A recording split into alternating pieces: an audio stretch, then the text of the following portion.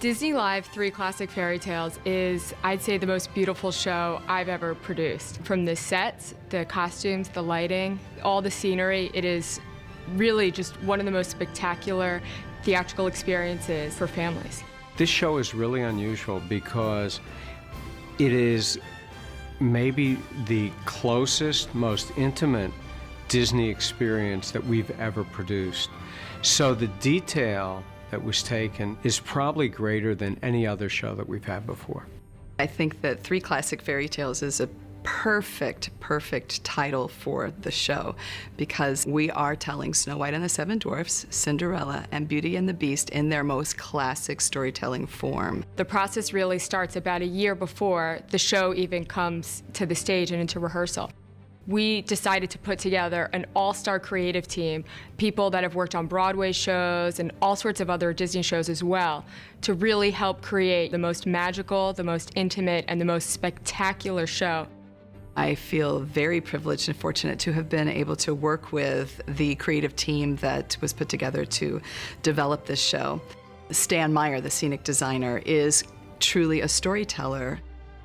The collaboration on this show has actually been it's been fantastic. And part of that is that working with Greg Barnes, the costume designer, and myself, and then Norm Schwab, who's doing the lighting, is that as we were developing ideas and picking patterns and like the swirl pattern that's on the fabric, Norm saw photos of it, and so he wanted me to send the art to him so that he could pick and make a pattern that could be used as wallpaper or some kind of decorative lighting pattern. Then it actually ties in with the story, and then of course Greg looked at what I had sketched, and then he picked fabrics to kind of work with that. All the princesses have it on the beading on their skirts. One of the places where I was able to use this graphic image is on actually the Cinderella ball gown. When she comes to the top of the stairs at the ball, she has a sleeve, and inside the sleeve we have this swirling pattern in stones, so it's actually hidden in a layer of net, and it looks like it's lit from the inside out. Greg's costumes are incredibly friendly to light, and they help me as much as hopefully I'm helping them. And Stan's set and the direction and the scene changes are choreography in themselves, and making the lighting time out to that has been really interesting and fun. There's 3 completely different stories that have maybe similar happy endings, but they have different color choices. Snow White, where it's more blues, and pinks. Cinderella, that really is about romantic pinks and lavenders, and Beauty and the Beast, where really we kind of stuck to earthy tones, ambers, but then there's also the touch of purples for the royalty.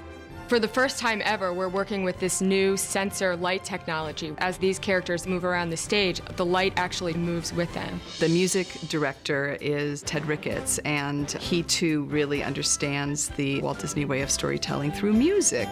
I would describe the music in this show as really classically Disney. What I tried to do was stay within the structure and the sound and texture of the music from the films.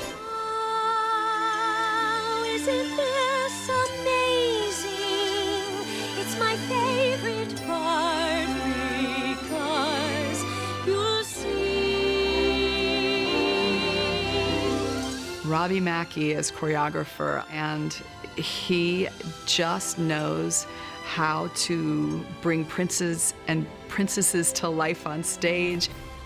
Well, the choreography for each section is different according to the storyline that you're working with and the characters that you're working with as well. Snow White, a lot of the choreography takes place with the Seven Dwarfs, so you have to develop the choreography in according to what their individual characterization is. Cinderella, of course, is your more grand waltz feel type of choreography, so it's a lot more regal, more defined, a lot of partnering and waltzing within the numbers.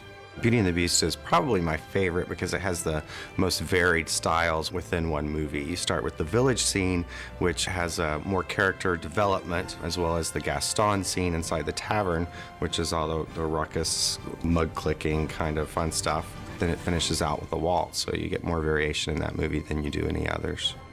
Well, the production value of this show is probably one of the best that I've seen. There has been no expense spared in making sure that everything is of the highest quality as far as costumes and lights and sets, and the cast was all, hand chosen for all of their parts, and it's been a great group to work with. What's so magical about the stories of Snow White, Cinderella, and Beauty and the Beast is that it really shows people that dreams really do come true.